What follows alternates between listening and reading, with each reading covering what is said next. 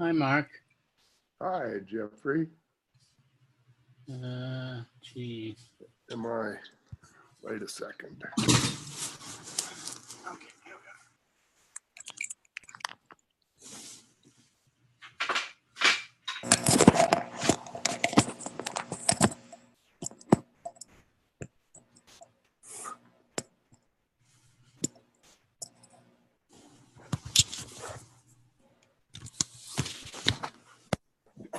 we All right. Yeah, there we go. Keeps the ambient noise down a bit. Yeah, works better. So I don't figure I got 20 years left. Yeah, well, you have to start young. I know it's gonna. But maybe I don't have 20 years left. I don't know. But It's too late for me. although I think you can, I don't think you, I don't think you can count on not having 20 years left, right?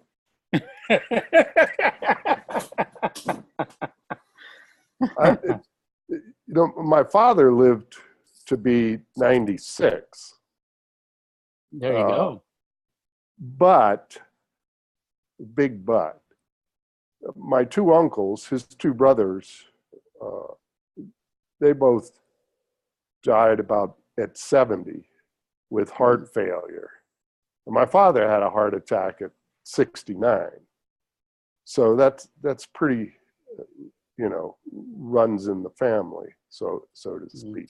But the idea is not so much the 20 years as such. It's more a big lever on big goals, right? So yeah. I think you're right, and that's. I was talking to my psych girl last session, sort of about that, and yeah, I've pretty much lived my life the opposite. I do things, but I've never had like a extended life plan, which is fine. I mean, I'm not saying that everybody should do this. I'm just saying that it worked for me. well, I think it's a good idea, generally speaking. I think it would eliminate a lot of anxiety for people if I they don't make know it. that it does that because because I mean, ideally, one would like to have a 20-year plan for, a lot of different things, but in practice, you cannot do that. You have to pick one thing and then orient yourself towards that one thing, which means you have to give other things up. And so you don't lose uncertainty or anxiety as a result. In some ways, you gain some on the other end, as it were, Well, yeah, I think it's a cost bet. You're doing a cost benefit Exactly. analysis. Whatever you do has costs. Exactly. And oftentimes you have to give up something to gain something. Right. But I never thought about any of that. But it's just that, a lot of people say, well, I'm just one person. What can I do? And in a way, this is an argument. Well, one person can do a lot if you set your mind to it, so. Yeah. But yes, that takes some guidance from somebody, an adult somewhere to your parents, a teacher, something to put you on that track. Not sure exactly what guidance I had, but anyway. Well, yeah, it's a good question. It's going to be fascinating why you wound up. I think it's a fascinating question in general, why people wind up where they do. Yeah, exactly. It's it's one of the central questions for people. If you're a curious person, Mm-hmm. and so did somebody else come in? Yeah, Marco. Hi, Marco. Oh, how come I don't see him? Let's see, gallery view, maybe, huh? Yeah, there he is. Hi, buddy. Hello. Good to see you again. I think Doug may be joining us, so we may want to wait a couple of minutes before diving in. Is Johnny coming on today? I don't know. I don't know either. He usually does, but He does. Well, let's give it a few minutes. yeah. See who else shows up. I'm not in a rush. We're at the end of summer as well. We have Labor Day coming up in the States on Monday. Well, here too. Yeah. Oh, really? I didn't know. Yeah. Yeah. It's my 3-day novel weekend. Oh, really? And do you have an idea in mind? I do. I'm a bit worried because I'm not quite prepared enough for it this year, but see what comes out. But how about you? How about you, Marco? Are you going to have a backyard barbecue or something? No, there seem to be a couple of events or invitations going on that were mentioned but not made concrete. Like, we haven't received any kind of official invitation, but I think one or two things as far as locally we'll do. Friends in town, that's it for the weekend. I don't know. I don't think so much in terms of the standard holidays. I don't tend to organize my life around them, although I'm aware of them, and I take them into some kind of an account in terms of meshing my own life rhythms, my own life flows, and the things that I'm focused on with what everybody else is doing. And definitely in the course of a week, there's a kind of collective wave pattern, you might say, as you go from Monday to Tuesday to Wednesday, and then that takes place within these kind of larger cyclical cultural patterns. But I find that I don't quite mesh well with the conventional events, the event schedule. I miss birthdays, for example, all the time, even of my dearest family members' anniversaries. They just don't seem to register for me as meaningful. And I haven't, been conscientious enough or exerted enough of an effort to really integrate them into my overall temporality, which I think, since we're on that topic, I mean, that of course brings to mind Geoffrey's 20-year plans, because that is totally another time scale and horizon for organizing one's life. And I do pay attention to the seasons and the maturation of the summer as it becomes kind of ripe. It's hard not to. Living in Colorado, where the seasons are strikingly, they're different. Mm-hmm. Where in Southern California, paradise, it's just like same. Yeah, and so I feel like my own creative cycles or my own life projects sort of have to conform to the seasons a little bit, because in the wintertime I feel more inward and I feel more kind of underground, and then in the summertime things start coming out and there's a lot more activity. But this is again part of a larger unfolding, and so the question of how you construct your life or how you articulate your life or your work in time over longer periods of time, and how those tie into larger human and historical cycles. I think that's interesting. I think that's one of the interesting aspects of Geoffrey's project, and the things that I'd love to hear about and talk about. But yeah, at the moment it's like the end of summer, and so there's stuff going on. What about you, Mark? What? Living alone like I do now, it doesn't matter, and none of that stuff. Back when I was younger, and had friends and family, all those markers, yeah, paid attention. But now it's like I lose track of everything. Even Monday doesn't differentiate from Friday, or so the only thing is the stock market, it's closed on the weekend. Bummer. But no, it doesn't, none of that stuff. I don't know, the Thanksgiving to Christmas, it can get a little melancholy, Mm-hmm. Lonely. So, huh? Lonely. That's a word that works. Yeah.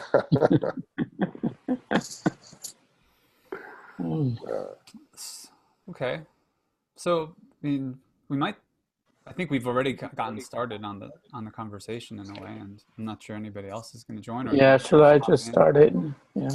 I'm hoping to limit my comments to about 30 minutes at maximum. I've got a lot to say, so I'm going to try and keep it down, but we'll see how I do, and maybe I'll try and keep track of the time a bit. So obviously the main idea, as I was saying to Mark a few minutes ago, the main idea of a 20-year plan is to get a big lever on ambitious goals. Why 20 years? Well, it's kind of a compromise between leverage. Over 20 years, you have a certain amount of leverage, and flexibility.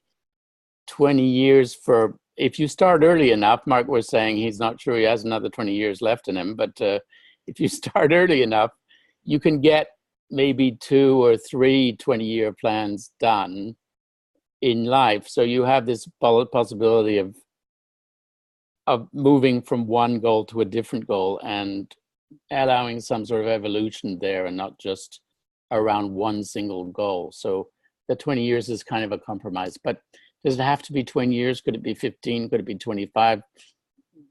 It's not fixed in stone. It's just the way I sort of set it up when I started on this. How leverage? Well, it's sort of an argument against this idea that the single person can't do much.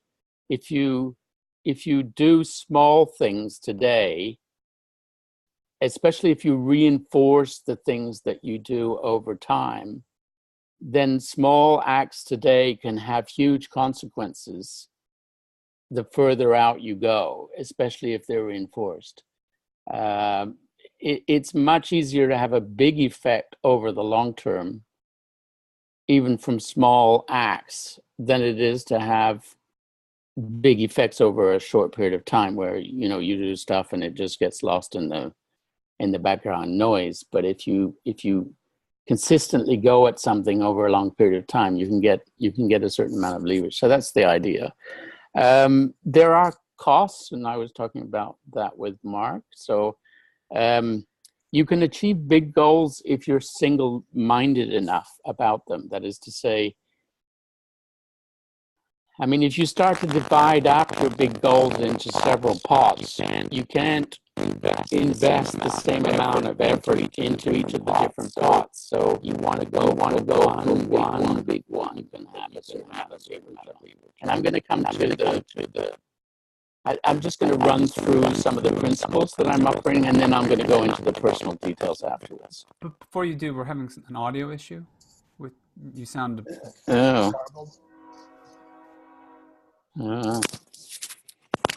Maybe it's just my. That's better. Is it? It may be just the connection. Okay. So this idea of exclusivity, it has to be one big goal or maybe a couple. You need to spend a lot of time on it. So There's time involved. You need to be ready to take advantage of opportunities as they arise, because you can't plan it all for 20 years and work that way. You can plan a little bit, but then everything is opportunistic. But if you have your goals set out, then when opportunities arrive and they fit with the goals, then you jump on them. And that's how you move things forward. And you have to be persistent over the long term. You have to maintain the goals over the long term in order for it to work. What kinds of goals? Well, anything really, any big goal, provided you understand the costs. So because there are costs involved, you sort of have to make sure that the goal is worth the time and single-mindedness that you need to invest in it in order to achieve the goal. So you're not going to pick trivial things, because it takes too much to do it. It takes too much effort and organization to do it. So you're going to pick things that matter to you, that sort of. On the other hand, I wanted to say that you're not going to worry about picking goals that only you can do. As say, you pick the biggest goals that you can think of, even though you as an individual could not possibly achieve them, because you can still get there. And I'll come to that as I go. So you don't have to take the fact that a single person is limited in what they can do as being constraint on setting your goals. You set your goals, even if they involve massive societal changes, and you don't worry about the details of it. And we'll come to that as I go. So in terms of process, the process that I followed, so I'm sort of describing the process in more abstract terms, is dream big. So come up with this big dream in color, dream the biggest scale that matters, prioritize the dreams and choose one that matters. Work out a statement that explains what you're planning to do, so that makes sense. Then I suggest that you announce your goal to your public, and you have to figure out who your public is. Because when you announce your goal, you make it real. It's not just a hypothetical, maybe I'll do this, but it's like you've engaged yourself with your public to do it. You can work out, clearly it's a 20-year goal, but you can work out 10-year, 5-year, and 1-year plans. But you can't really do that. You can do it as an initial exercise, but you can't expect those plans to work out over time, because everything changes as you go. So you have to be careful not to overthink the problem. So the idea is so what I tend to do is I come up a list of actions that I need to take in categories. And some of the actions are shorter term, which I indicate, and some of them are midterm and some of them are longer term. And then you use that list of actions as a kind of a guide as you go forward in life. When I started, I put the statement on a wall. In fact, I had my bedroom, and I made a big poster, and I stuck it on the inside of the bedroom with the bedroom door open, so nobody could see the statement. Only I saw the statement when I shut my bedroom at night. So it was just a way of reminding myself about the goal that I was. But over time, it became sort of automatic, and I didn't have to do that anymore. I do try and aim for an annual review every year, but I don't always remember. But I do tend to do a 5-year review and a 10-year review in order to see how I'm doing in terms of the goals that I've set out. And then the final, more abstract thing is there are surprises in the process. So the biggest surprise, and it has to do with what I was saying earlier about not limiting yourself to things that only you can do, is that the world moves along with you. And so even though you set out a goal that is far exceeds your capacity to reach it, because the world moves along with you,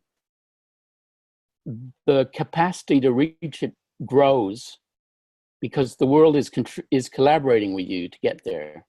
And so there's this kind of feedback between what you do and what the world does. And it's an unexpected thing. It comes, in my case, it was certainly unexpected. I didn't expect it to happen, but it did. And so I consider it part of the process. So my first 20-year plan was 1990 to 2010.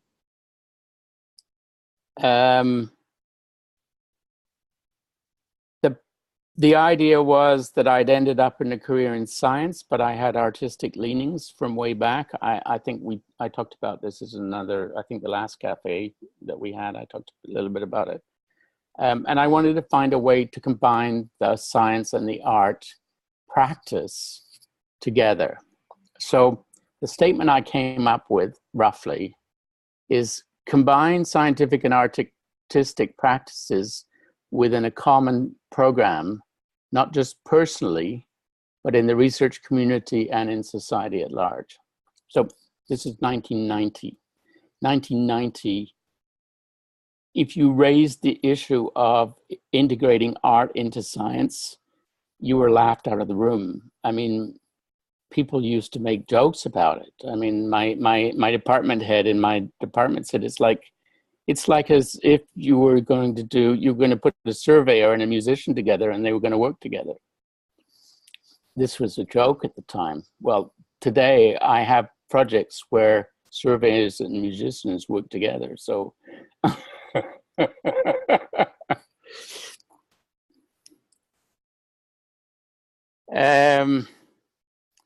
I announced the program. I went to a conference, a kind of an unusual conference in Spain in 1990 that involved a number of senior researchers in related areas. And I announced to them that this was my goal for the next 20 years. I did it in a kind of a way. I had to introduce myself, and I introduced myself by writing a little bit of fiction, sort of projecting myself in the future and saying that in 20 years, this is where I was going to be, using a little bit of a fictional piece to describe it. So it was kind of using fiction to propose something in a professional context. They thought it was cute, but they didn't really know what to do, anything to do about it. I was a young PhD. I just finished my PhD, a young researcher. I had no background, I had no money, and I did have a position, which was, but it wasn't tenure. It was tenure track, but it wasn't tenured. So I was pretty well a nobody at that point. So the idea that I would take on this task of bringing the arts into the sciences in a substantive way across 20 years, people just thought I was crazy at the time.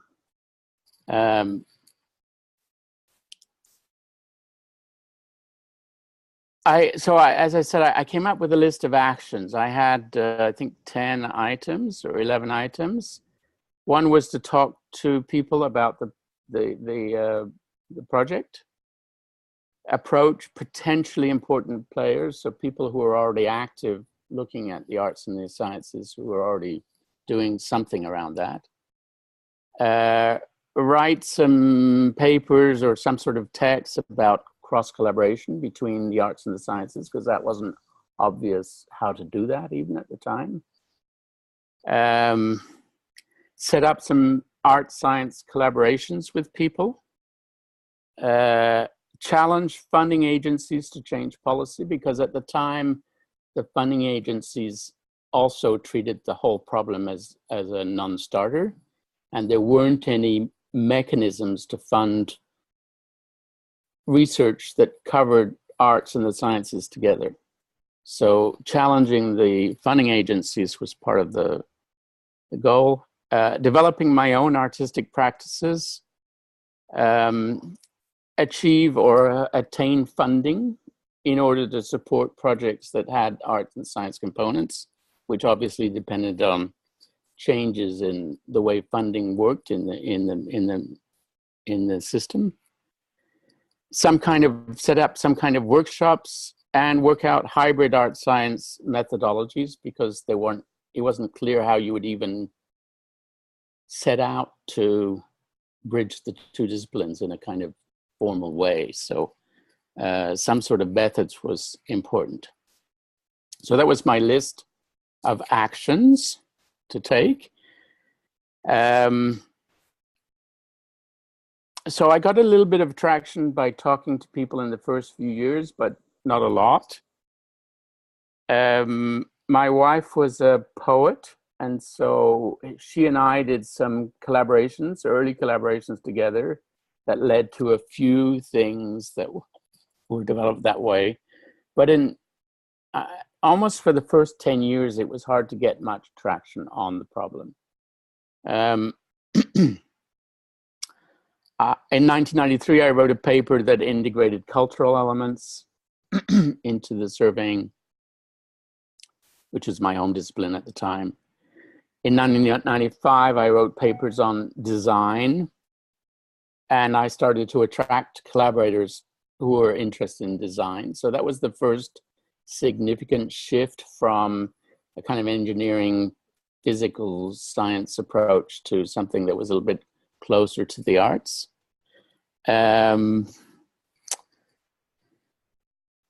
Essentially, the big change was that in 1999, I took part in a very large grant application for a Pan-Canadian research network.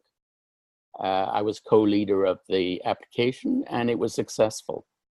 So it jump-started us into a situation where all of a sudden I was in a position of some influence and some power. And I used that position, first of all, to lobby the funding agencies to get them to change their policies about artistic funding and in its relationship to science. They were already thinking about it, but they hadn't done a lot. So when I started to lobby them, it was clear that it wasn't falling on deaf ears, and perhaps the comments that I made towards them had some kind of long-term effect, because within a few years, there were funding opportunities that were developing, allowing one to do this kind of stuff. In 1999, 2000, again, because I was part of this network, there were funding opportunities through the network that were distinct from the funding opportunities that were generally available, that were more flexible and allowed one to develop. So I was able to get some funding to do some design work and some funding to do work with social scientists and artistic researchers. I also was able to get leverage to get a Canada Research Chair, which is a prestigious Canadian program for funding research. So I was able to secure a Canada Research Chair for myself, which essentially funded me for the next 15 years to do pretty well anything I wanted to. So using that opportunity, I was able then to leverage much more funding in order to develop this process. What else? So much later, so in 2003, I met a singer, and she and I, who was fascinated by the art science link up, and she and I ended up collaborating over more than 10 years on a variety of projects that innovated in this area. And so we were able to develop publications and so forth.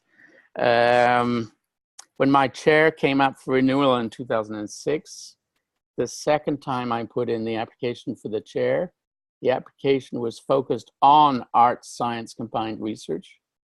And I got funded for the renewal for that project in particular. So by now, at that point, I had now pretty well $100,000 coming in, just focused on art science, $100,000 a year coming in, just focused on art science research.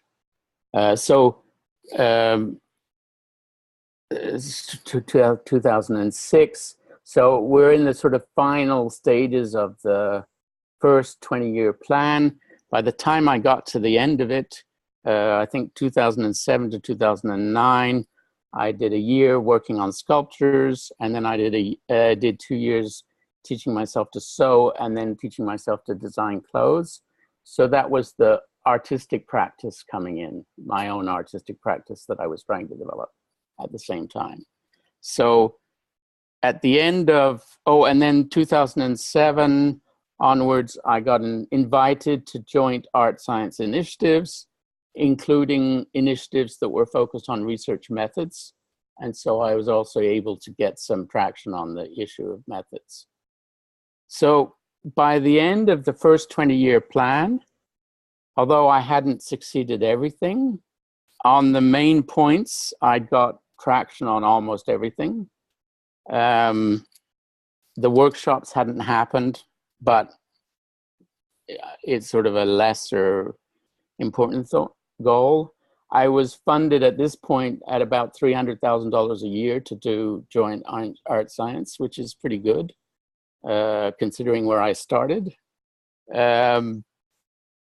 So overall, I felt that I had more or less succeeded. And obviously, the reason I had succeeded was because even though I had done stuff, the world of research was much more accommodating towards these kinds of initiatives than it was when I started.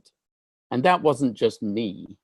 That was because there were lots of people who were concerned about this issue. And so the whole field moved, and not just me. But clearly I had some sort of a role in the process. Around 2007, I started to think about what do I want for my next 20-year plan. And as I mentioned at some point, the issue of spirituality was something that had long been an interest of mine. The integration of the arts and the sciences opens you up to questions about spirituality, because there's a kind of sensitivity in the arts towards opening up those kinds of questions. I grew up atheist, but in my early 20s, I became associated with the Quakers. I never fully became a Christian, but I was always interested in Christian theology, along with other religions, Buddhism, Hinduism, Taoism, and so forth. I was also inspired by Gregory Bateson, who in the latter part of his life developed an interest in religion and the sacred. But I also had my mother later in life became involved in a cult, and it was kind of a meditation cult, but she thought she had the answers, and she tried to sell her kids on the answers. So I had these, she preached at us essentially, and it made me allergic to people who think they have or pretend to have the absolute truth as a result, which is part of what the issue that came out recently on the forum for me was.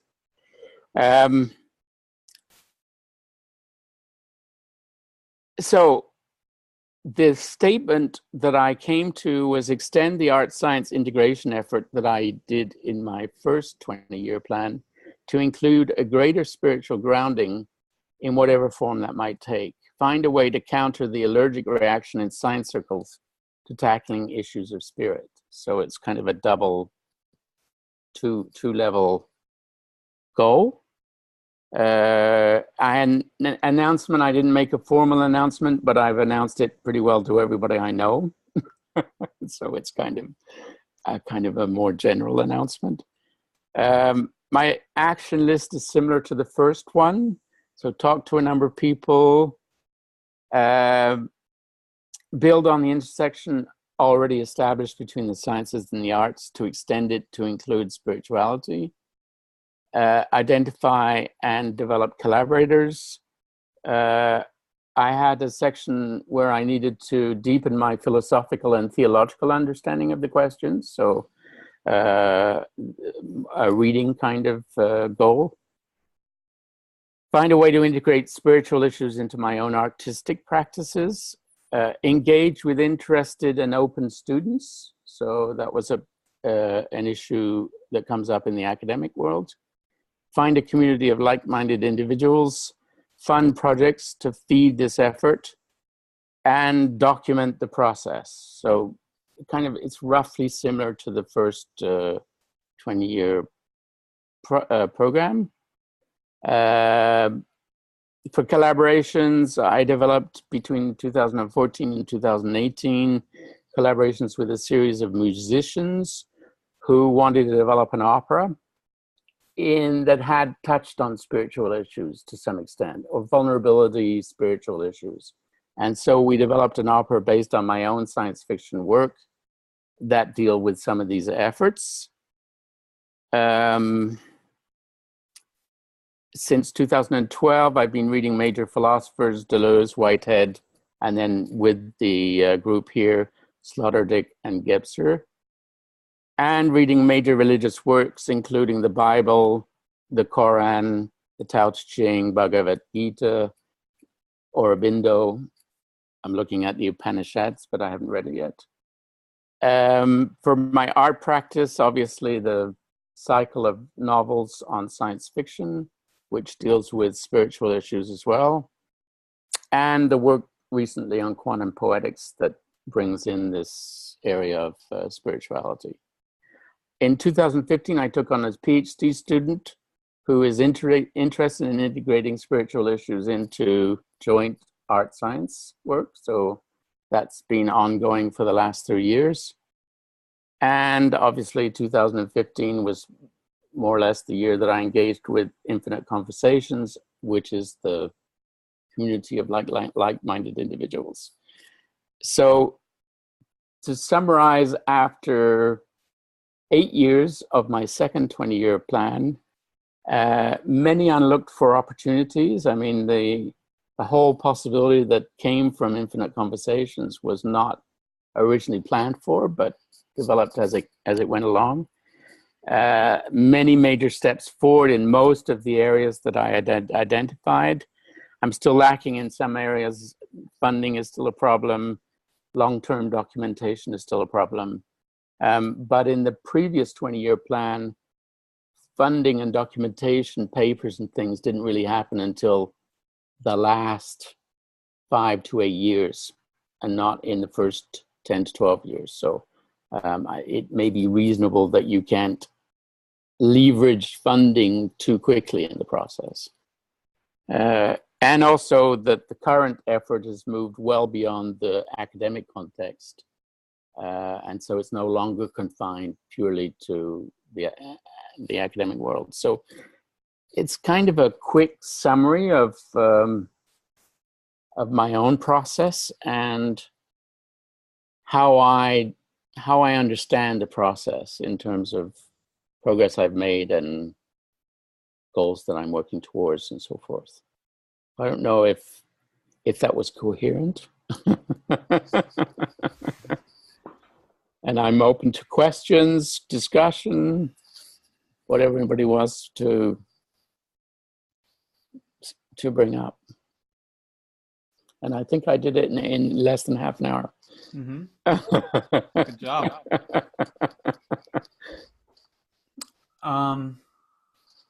Well, I want to just chart out 2 possible directions or maybe phases for a conversation about this.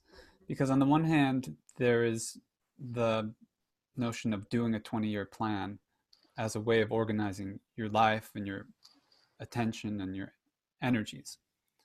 And you identified certain characteristics of those plans that you've taken on for yourself, and aspects of the process, and how basically one might go about setting something like that up. And that's, I think, one interesting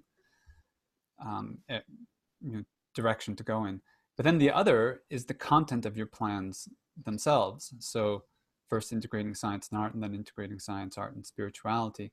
And what you've learned through that, through actually undertaking these initiatives, and then how that would how that interacts with what Mark and myself and others on this particular platform or in the Cosmos Café are interested in, because certainly there's a fruitful overlap there.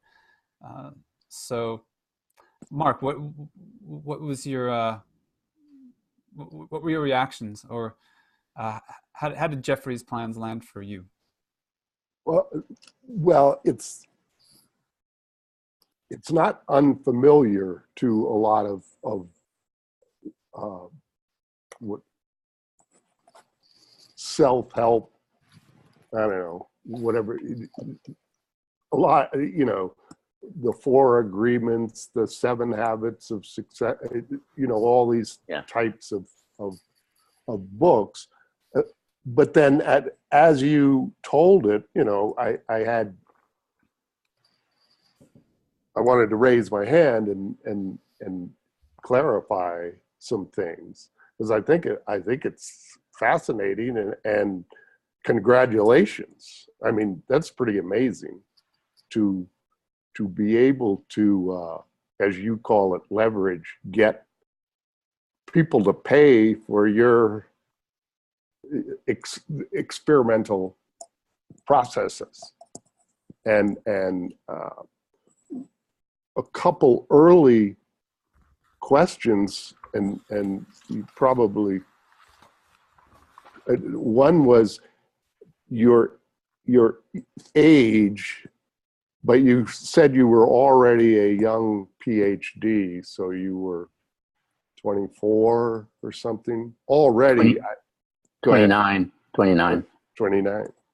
So you were already what a lot of people would call successful.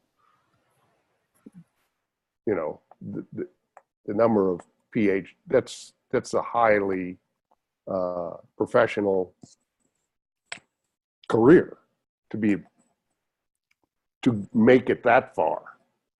So you were already successful, and then you came up with seems to me, a brilliant plan to use other people's money to pursue your ambitions, which is, I think a lot of people, where's the money come from? Where's the funding come from? And I picked up something, the feedback from the world.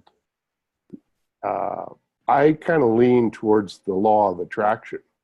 And I think this plan fits into that philosophy. Very much so. In other words, all of the steps and everything is you have a plan, you focus on it, and it attracts. That's sort of the same thing, the feedback from the world. You get moving in a direction, and you're persistent. But you have to know where you are and what you want, and all of that. And so I was wondering, you said your mother, at what age was that when your mother got involved in the cult of meditation? And you said she started to push that on you and your siblings, and you recoiled from that. Yeah, I was about 25, I guess, 25, 26. And living it, I mean, how did that, were you living at home? Was she? No, I'd left by then, yeah. So it's not, it's just that it was an annoying thing to deal with. So would she call and? Yeah, she would call, and she not only that, but she interfered in one of my relationships. She wrote a letter to my girlfriend, and it got into serious difficulties with the relationship as a result. So he wasn't just sort of, it was a little bit too hands-on. We're back. We always wind up going back to mother in some way or another. The terrible mother. And I'm not saying that you have those feelings towards your mother, but yeah, everything seems to. I have mixed feelings towards my mother. I mean, there are downsides, but there are upsides as well, right? So, life is just very, very complex, in an individual but life.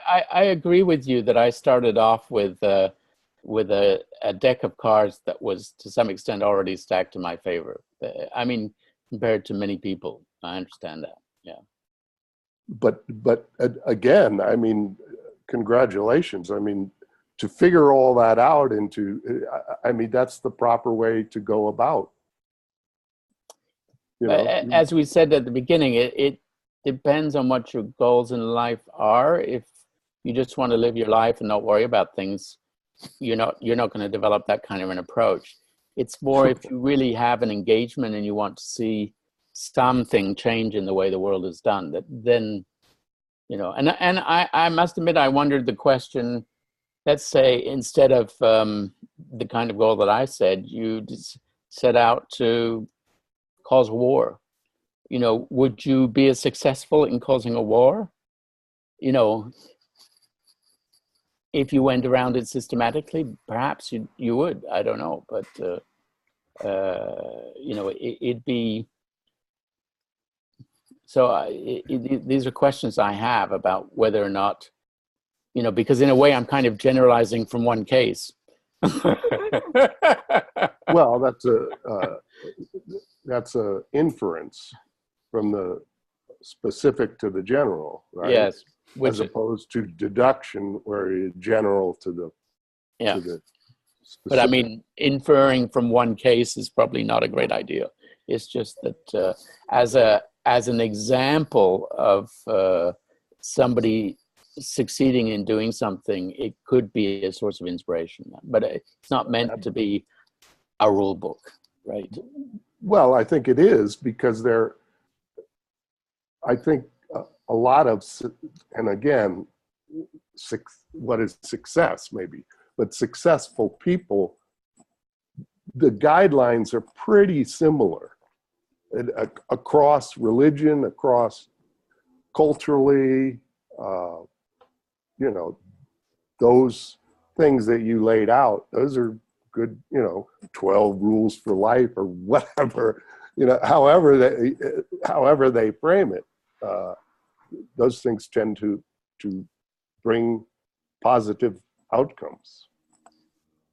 So, and you're another example of that. But as I say, I'm not good at following recipes, so I'm not really proposing a recipe, although it did sound a bit like that. It's more that because I never set out to sort of promote 20-year plans. It's just that they've been successful. For me, I brought it up in one of the discussions, and there's been a certain amount of interest on the site to find out more about it. So it's but it's not my goal to promote it. It's more that I think it's interesting to present the case of somebody going through this process, and then people take from it whatever they want. It doesn't have to be of because I myself, if somebody had came up to me and said to do this 20 years ago or 30 years ago, I probably said, I follow my own rules. I don't follow other people's, and that would have been the end of it. I've read lots of the self-help books as well, but and the thing I don't like about them is the rules. I don't like the rules. I don't want to follow the rules. So. Well, yeah, there's a lot of these conversations that we're having here, you know, I pop in and out. But the same sorts of conversations I have with I call her my sight girl, but and I prefer that format, one-on-one, and of course it's bound by confidentiality, so it's very it's a way of talking about these issues, sort of safe. And one of the things we talked about was rule breaking and boundaries, and she's very much bound by the ethics of the profession, and she was questioning my tendency to push boundaries, which is basically that's sort of the creativity spirit, is a person willing, or I think you can't really help yourself, that you push against the rules, and that's almost the definition of creativity. If you stay bound within the rules, things stay the same.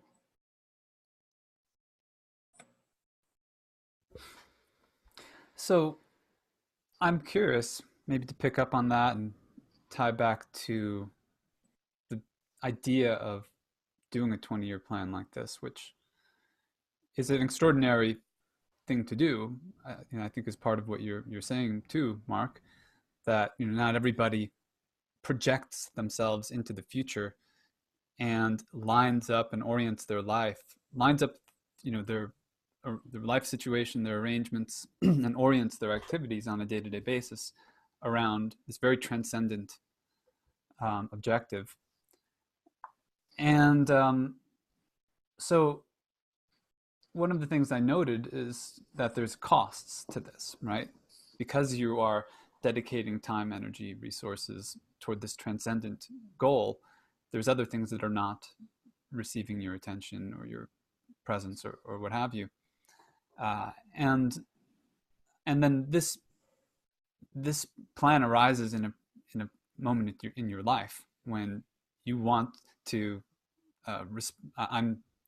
I'm projecting a little bit into your situation, but respond to, react against, or transcend certain constraints that you feel on your situation. So I wonder if you could say more about how does this goal that you set for yourself relate to other goals in your life or other conditions in your life that would make it a priority, that would make it important to cast yourself. So it's a good question, because at one point when I was thinking about my second 20-year plan, I was thinking, I'm single, I've been single for a while, maybe my 20-year plan would be no longer to be single in 20 years, which might be, but I think part of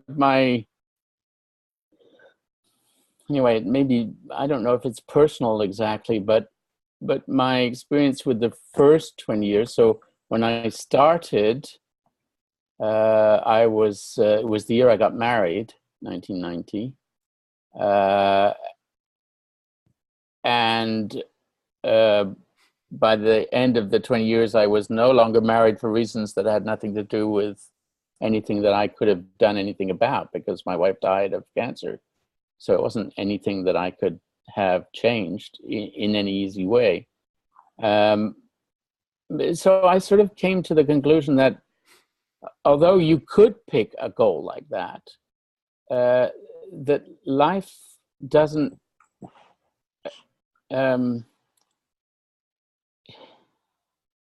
you don't control those aspects of life. And maybe it's not a good thing that you could control them, or that you would try to control them.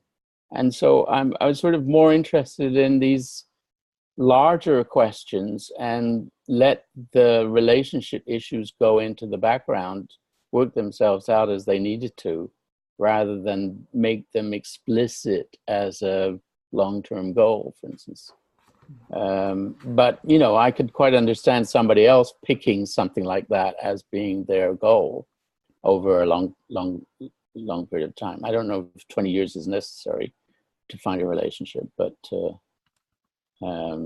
so I don't know if that answers your question, Marco, but it certainly situates perhaps one alternative Mm-hmm. thinking about the long-term goals. Mm-hmm. I guess the other part of it is that you're situated at this point as a professor um, in university in a particular department, and you want to do work that goes outside of the boundaries of that department. So you want to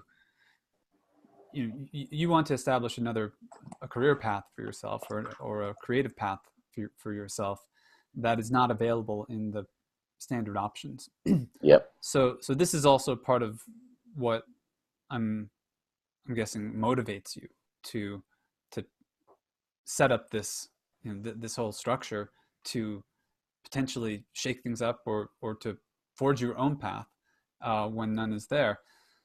And I'm remembering as well the sessions we did on the minor gesture with Erin Manning, and in that book, she talks about this concept of research creation, which I hadn't heard of before, but is a term that is used to describe, I think, what you were talking about in terms of your first year plan as doing art and science at the same time, and how that has taken on a certain politics.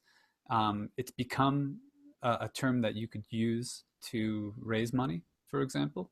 So there's been a shift in the climate, or in the sensibility or the sensitivity of the funding agencies or the university to what academics are interested in doing, and they've begun orienting around these terms that kind of give it a place within the system. But she was also arguing against some of the limitations that have kind of been imposed on even that term.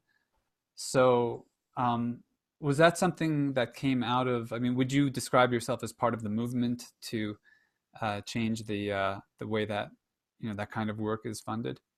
Well, it's the kind of extension of the 20-year first one, because the first 20-year plan, unlike the second one, was situated within academia. I mean, it was a goal within academia because when I started, there wasn't a lot of opening for any of this. And research creation is interesting because it's a term that came out of the French. It's actually a translation of recherche création, which is the French term for this combination of research and creative, often creative writing, but not necessarily creative writing. But and yeah, there's a counter. Often, like there often is for movements, there's an academic movement for it, but there's also counter movements and critical context around some of the ways it's being officialized, right?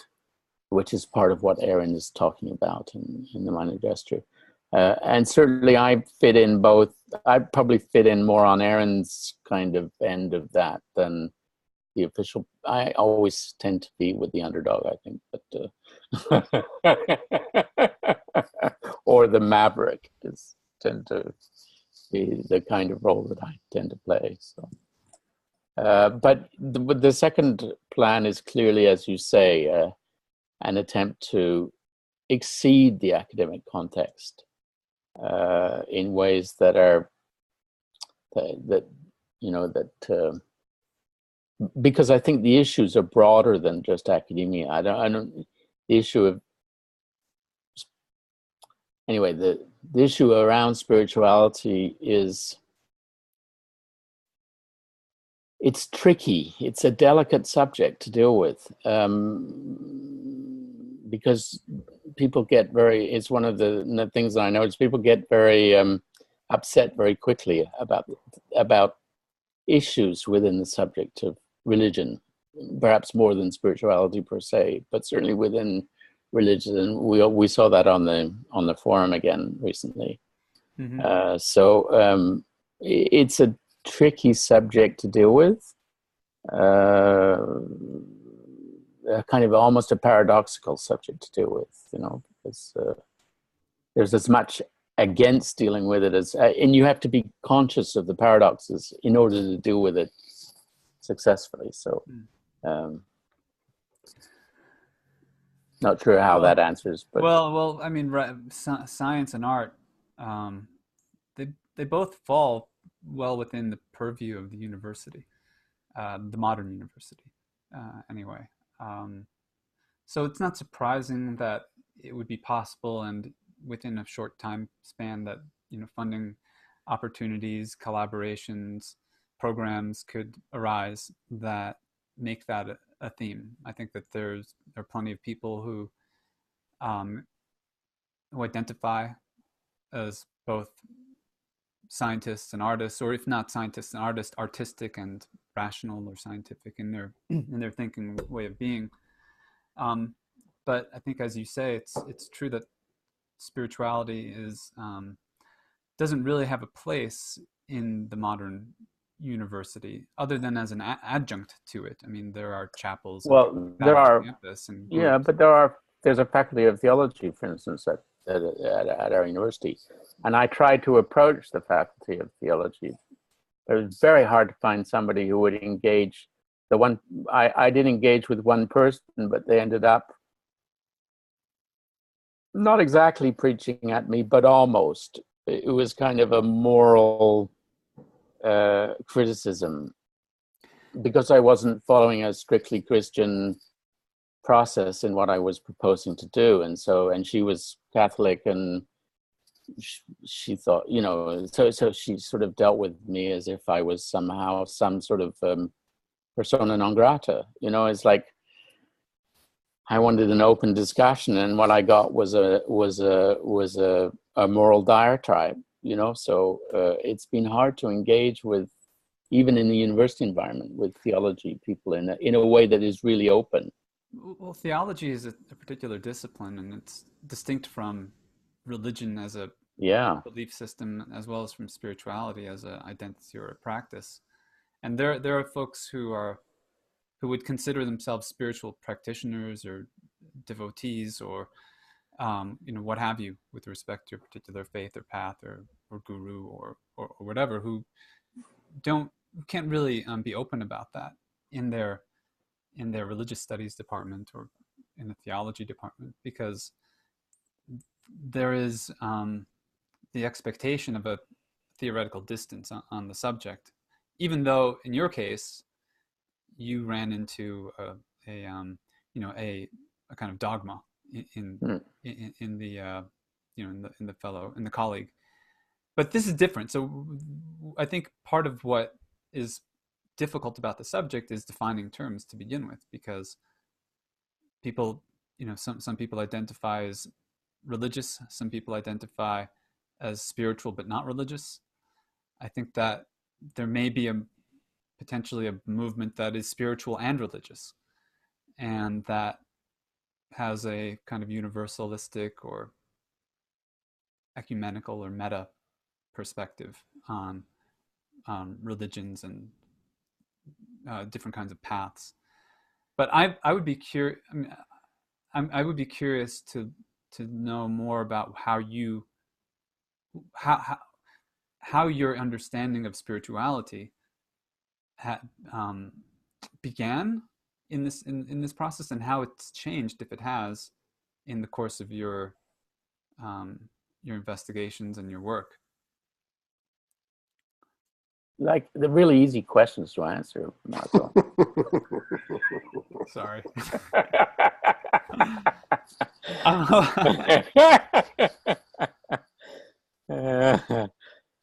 I'm not sure where I would go to begin to answer a question like that. I guess what I have to say, and it's I've already said it in a way, but there's this sensitivity to the paradoxes involved in the question. That is to say, in the questions around spirituality and religion. So you know, for instance, what I said about the relationship with my mother and the fact that what she kind of suggested was that she knew the truth. And so she tried to get us to do things in our lives that would allow us to be more open to the truth as she saw it. But she wouldn't accept the idea that there was anything wrong with the idea, or that there was anything questionable about the idea that she had the truth.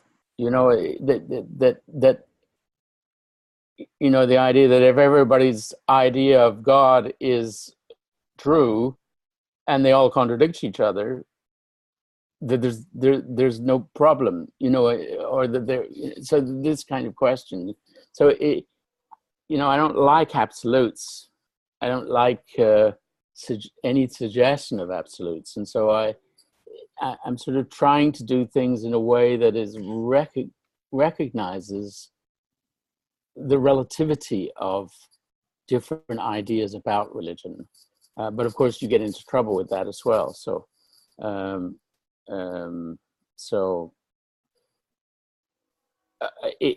because, and maybe that goes back to my roots, because I was raised atheist. My parents were, well, at the time, my mother was considered herself atheist. It was only later that she became religious, and my father was also considered himself atheist. And so we grew up in a kind of a questioning environment about religion in general. And so as a young man, I became involved, as I mentioned, with the Quaker movement. And what I liked about the Quakers is that they don't, well, even though in principle they're a Christian group, they don't, to become a member of a Quaker, they're not called churches, they're called meeting houses, or but to become a member of a Quaker meeting house, it depends on the meeting house, but there are some that don't require that you profess faith to the Christian church at all. Some do and some don't. And so within the Quaker movement, there's a lot of room to be not a Christian and yet still welcome and present and active and involved.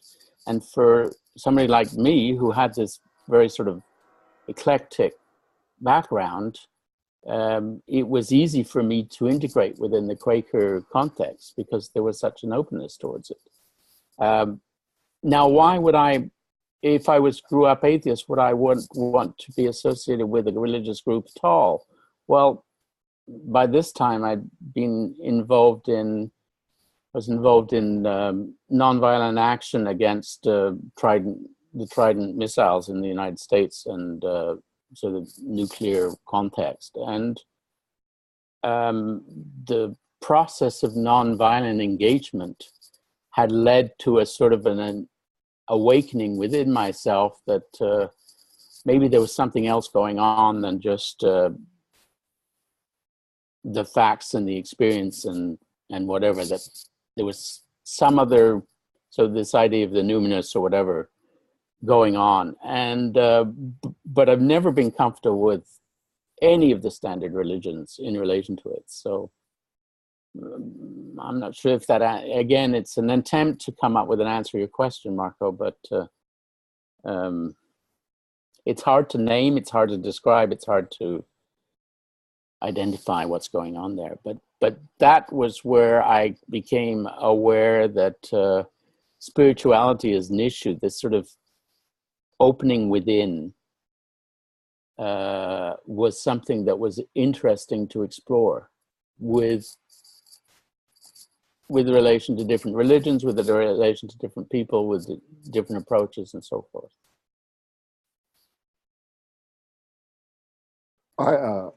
Something just popped into my head, and that is ways of knowing. There's 3 ways of knowing. one is religion, one is science, and one is art, and you're trying to fit those all into some kind of meaningful thing that explains three distinct ways of knowing. So it wouldn't be surprising that there's a lot of resistance. I mean, I have been an integrator all my life, so what you're saying describes me to a T. Well, it's very consonant with the kind of the popular integral ideas that Ken Wilber has promoted, but he points to in other places, I think, accurately, which is as simple as those three ways of knowing. It's art and morals and science, or the good, the true, and the beautiful. The good being a correlate of the morals, the beautiful being a correlate of art, and the true being a correlate of science. And so these modes of activity, scientific activity, religion as having something to say about morals or ethics or how we live, or and then art as the creative activity that brings forth the aesthetic or dimension or beauty, that combining all of those is the integral embrace. And hey,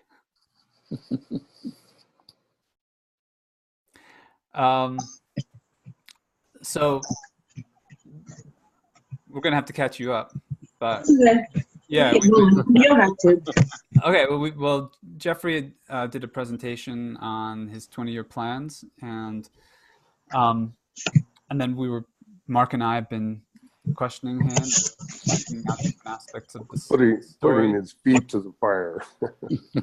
Yeah, and we've just got, you're probably joining at a good time, because we just started talking about spirituality and about the integration of art, science, and spirituality, which Geoffrey is undertaking, proposing as part of this second of his 20-year plans. And so I just asked him a kind of difficult question, which is what was his starting point, basically, and then what has he been learning in the process of pursuing this plan. You started in 2000. Your first 20-year plan ended in 2010. So the second one began just after that, 2000. Yeah. So you're coming up on almost halfway. Almost halfway. Yeah. And then you found us on Infinite Conversations, and that's been one piece of your overall process. But you are also writing your novel, which involves future religions that have particular theologies and draw on aspects of contemporary religions to extrapolate what they might look like in thousands of years, when humanity is in a completely different, has basically colonized a larger part of space. So then what you were last saying was that it's difficult and tricky and to talk about spirituality because of paradoxes involved with them, and because of the allergy that you've experienced with respect to the absolute, or people that argue for an absolute with a particular version of truth that they claim they have.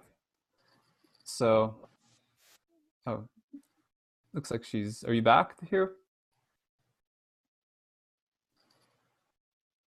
Hey, Katina, can you hear us?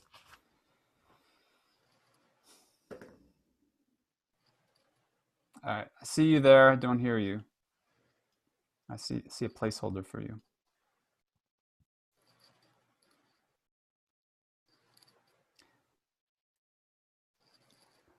So I would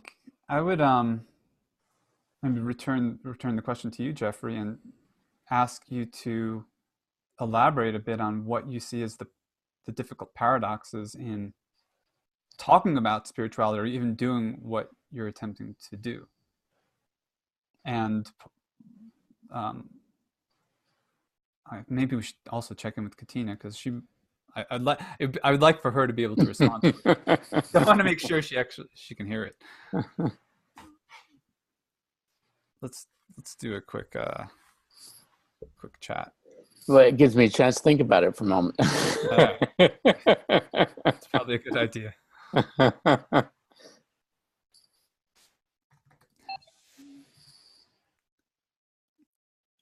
Hey, Katina. There you are.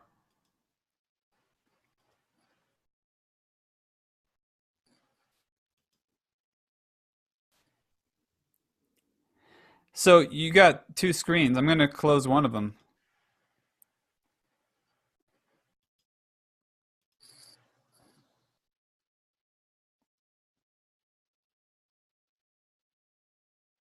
And she seems to be on mute too. Frozen.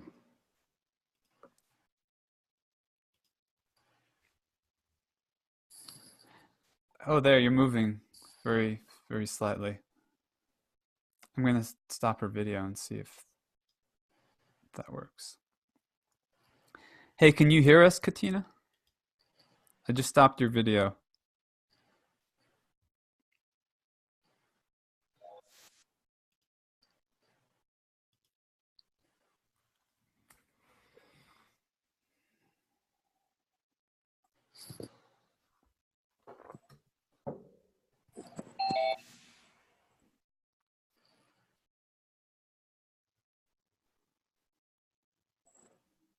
Hello?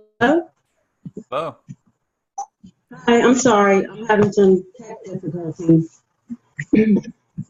I could hear you now. You're kind of fuzzy. You want to? Okay, But can you hear us? I can now. I had some problems just now. I had to switch the audio over, audio settings on my computer. Now I'm Okay. fine. It seems to be working now. And Yeah. did you catch my sort of attempt at a summary? I'm sorry, and I apologize for being late. I'm sorry. I didn't catch your summary. All right. Well, I'll let Geoffrey then do it this time. Sorry. Thank you. Hi, Sorry about Jeffrey. Hi, Mr. G. Sorry about passing the Sorry. back, Marco. Oh, wow. Gee, summary. So the question is. I've read a little bit about the long now. So the question Marco asked me is, because I talked about the paradoxes of talking about religion and spirituality, and he wants me to talk something about what I mean by paradoxes, I think, which is tricky because I'm not quite sure what I meant myself by it. So, Well, but I mean, context. but I think there are contradictions. So it's like spirituality and religion are different. People have, as we saw recently, people have a kind of a very personal, they often have a very personal connection to the religion within which they were raised, for instance. So we saw that with J.F. Martel, who commented about the fact that he was raised within the Catholic religion and he had some issues with the discussion as a result of that. So you can easily step on people's sensitivities with a very basic discussion about religion. So it's like a minefield of issues to sort of get into talking about religion and spirituality in an open, exchanged way without bringing up all sorts of triggers that go off in other directions. And I mean, I don't know what the answer to that problem is, but I think it's certainly on a site, and you know, and think, Marco, in your response to one of Katina's messages, you mentioned that, you know, we have this other discussion with people who are sort of Aurobindo adepts on the site. And they also have, they're not exactly religious issues, but they are sensitivities around the discussion of particular ideas about religion that can also be problematic. And so, you know, Infinite Conversation is a site where we try to discuss these things in this sort of open forum way, but it's so easy to step on toes without meaning to. I perhaps I'm exaggerating, but that's a bit my feeling. Not at all. And it would be nice to find a way to be able to talk about it more open, more freely, without getting stuck into those kinds of things. And that, in a way, is part of. So when I talk about, so I mentioned in my statement that I want to see about developing, for instance, more of an opening towards spirituality, for instance, within the academic or within the scientific research community, which is quite allergic to any discussion about spirituality. I was just reading, I think in an article today, that something like, I mean, 86% of the world follows a religion. In the science world, 68% follow religion, 63%. Can you repeat that, Geoffrey? You said that. I'll have to find the reference. It was a newspaper article. I think it was in the Guardian. So it was an article saying that 86% of the world follows a religion. Okay. In science, 63% of sciences also follow a religion. Now that's way down from 86%, but it's way up from the sort of 30% that people have been talking about in the science world. So even in the science world, there are lots of people who are religious, maybe closet religious, but don't talk about it much. So, you know, why do you think they don't talk about it much? Because there's a culture in science that spirituality is somehow not part of the conversation. And so in order to bring it into the conversation, somehow you have to address these issues, that all the sensitivities, and of course it's hard to address the sensitivities. So I'm not sure what the answers are, but those are part of the questions that I have that I'm interested in exploring and developing. Is that an answer, Marco, for? Yeah, I think it's a start. I mean, it seems to me part of the reason why spirituality is not part of the conversation, or why it's difficult to make it part of the conversation in the sciences, is because it derails the conversations that scientists want to have. Because it is so easy to offend and to upset and to incite anger in others when you talk about matters of ultimate concern.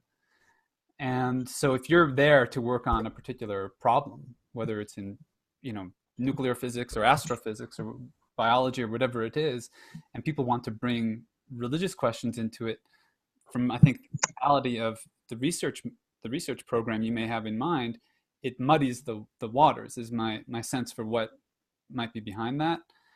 But it depends on the research question. Venue where you can even have the conversation. It depends on the research question, because if you're working, as I do, in research that has to do with joint application of the arts and the sciences, you already have an opening to talk about some of those issues. So if you're trying to do standard astrophysics, you're right. But if you're trying to do something that is a little bit more human, social, whatever, it's not so clear cut, so, and more of science is going that way than used to. I mean, even in the medical field, where people want things to be cut and dried, it's hard to be cut and dried, Mm-hmm. May I respond, Mr. Geoffrey? Please do. No, I think that's an excellent observation, and it's a big problem, and I think it's a hindrance, especially in the sciences, because I definitely think that we need to separate religion from spirituality, because they are two separate animals. I mean, they really are. And some have said, when they try to simplify the differences, they've said that religion sort of attempts to tell you the truth, and spirituality sort of just lets you discover it, right? And science, I believe that science and spirituality share that objective. Spirituality is I think more about discovery. Just as science is about discovery. And I know I've read a lot of scientists who in their practice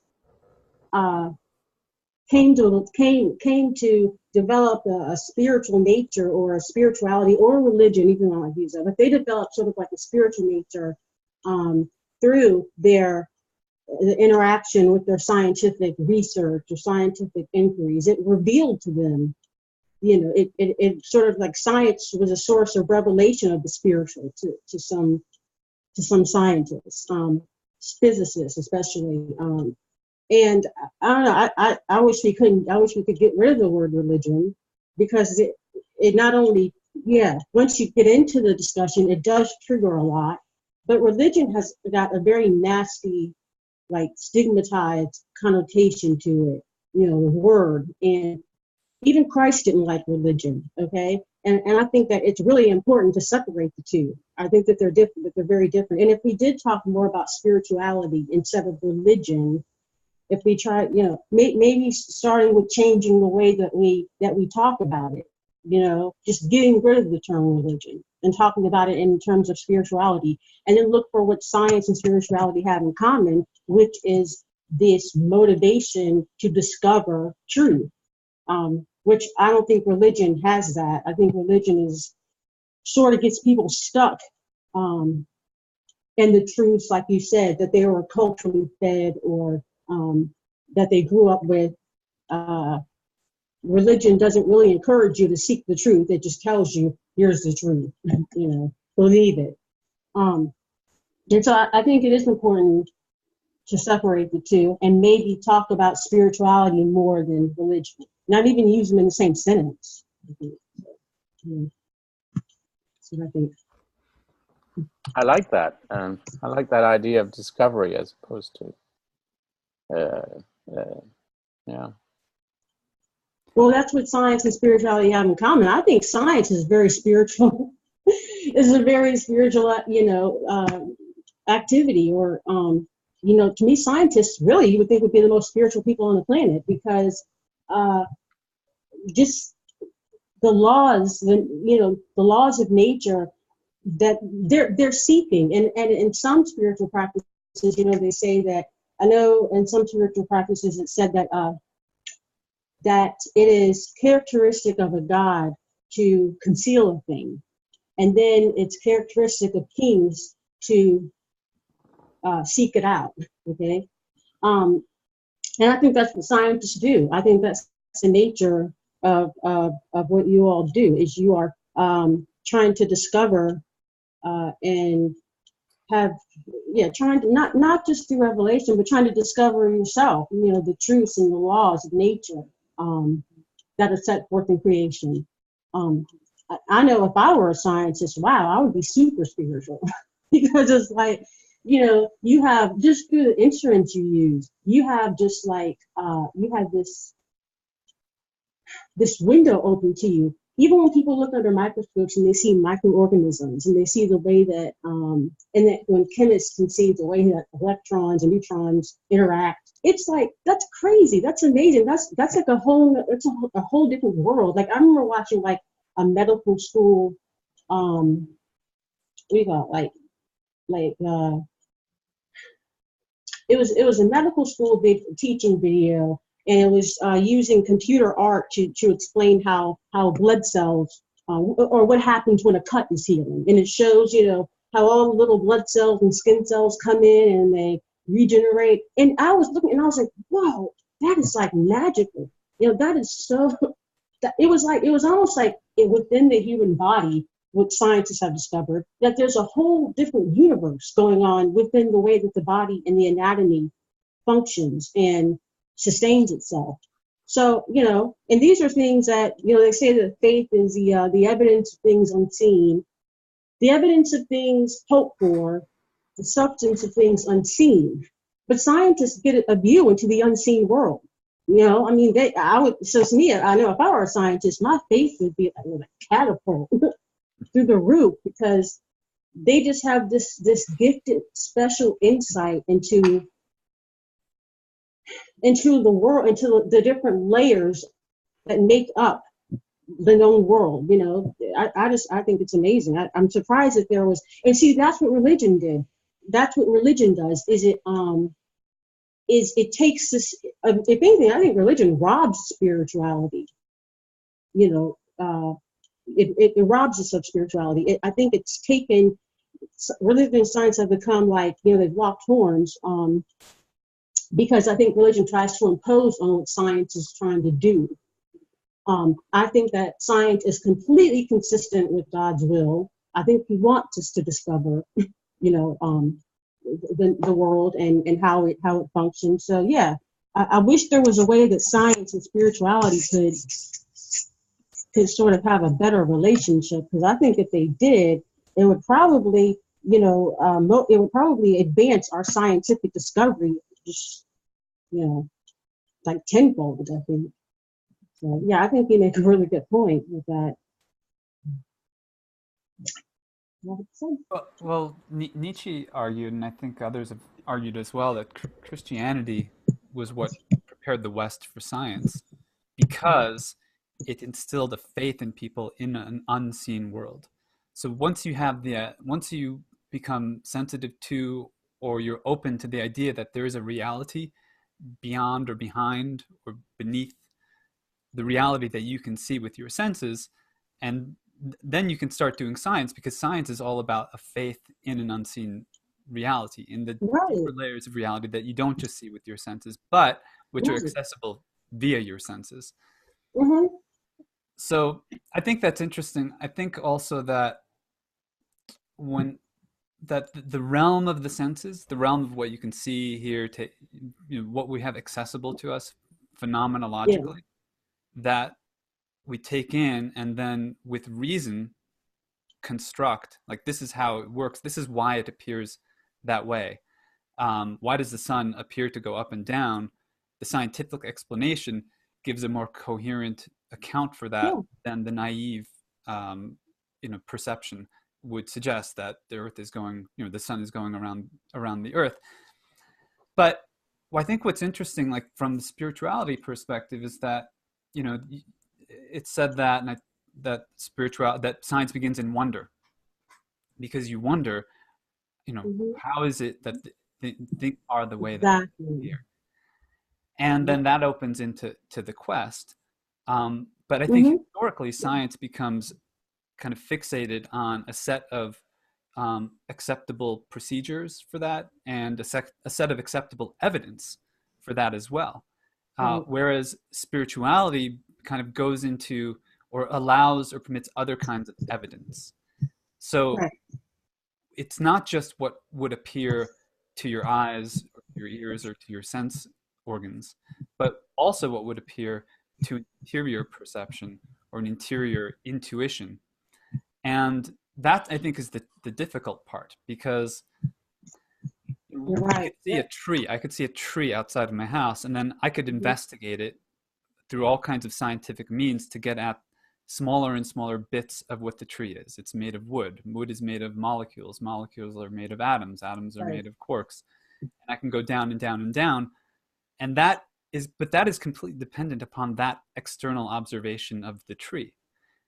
There might be another way of experiencing the tree that doesn't involve subdividing it down into its component parts, or into the particular mathematical or biological or physical laws that make it appear the way it does, but that relate to it in a different way, relate to it as perhaps a person, or as a consciousness, or as a spiritual energy or substance or intelligence.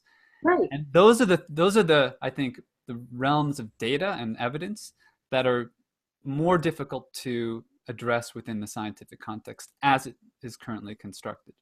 So what would it take to expand the realm of what's considered acceptable evidence, what's considered acceptable phenomena within a scientific purview. Yeah, well, science, I mean, because when you talk about the spiritual experience, you're talking about a kind of introspective experience. And of course, science operates by avoiding introspection. Introspection is allowed in certain kinds of methodologies, but it's always very constrained and structured in what you're allowed to do in an introspection context. One of the things that we're looking that in the research context that I'm working with, because we're working at the boundary between the arts and the sciences, is that the artistic experience is much more singular than is the scientific experience. And so what we're trying to look at is a way to develop a kind of a scientific understanding of singularity that could be used as a bridge between artistic perceptions and scientific perceptions. Because you, in a way, we're kind of doing, it may be impossible, but there are things about the process that are interesting where we're trying to, in a sense, generalize from a singularity. But there's, and that's a paradoxical subject, but it is a paradoxical subject that has interesting properties to it. And so in that kind of way, there may be a possible anchoring for dealing with issues of spirituality. On the other thing and what I wanted to say about religion is, I agree with you, Katina, there are lots of downsides to religion, but there are some upsides to religion. And one of the upsides to religion that became very clear to me a number of years ago is that religion creates communities, and religious communities are by far the most stable communities that human beings can create. They are far more stable than any other kind of basis for a community. And so it's always impressed me that religions do that so well. And it's always been of interest to me is, if you could figure out what makes them so successful, maybe you could apply that to other contexts. But of course, part of the success has to do with the way belief works and the way faith works. And so, that's part of what makes these communities so long lasting, So. Yeah, that's an excellent point about religion. Yeah, it does create communities, but if you go into those communities, you'll discover another difference between religion and spirituality, which is that sometimes these communities are are successful because there's a lot of fear. There's a lot of fear. Maybe creating laws with consequences and with I think religion is able to do that because they use fear a lot, and they use fear, but they take the doctrines and they squeeze out certain laws that are impossible to certain laws and certain ways of living, certain ethics and morals that are really possible to sustain. Okay, that are impossible to carry out. And they have consequences associated, not just external, but internal, like your conscience gets like battered and you develop guilt and what have you. And then you develop a fear. There's a fear, and it's not reverential fear. It's a fear of the forces that maintain the laws of this community. And so you're right. I definitely agree that religions have this uncanny way of developing these seemingly stable communities. But I think that at the core of it, there's a lot of instability because there's fear. I think that there's a lot that they're governed by fear, which is and so spirituality doesn't deal with fear like religion does. There's no when you look at the differences between them.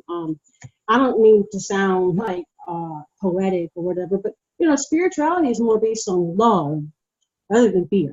Okay, fear with religion, you have fear of the consequences of your actions, which is a wonderful which is for a community, yeah, you've got internalized fear of breaking the laws or breaking or consequences of your actions. So it's easy to take that and develop stable communities if everybody has this internalized self-governing fear of what may happen if you break the rules, what may happen after you die, or if you don't live your life accordingly. And, with spirituality, because like Marco said, and this is one of the problems that you're going to have with bringing together spirituality and science, is that with science, yes, it is a spiritual endeavor, but there are rules, there's a scientific method, there's a certain,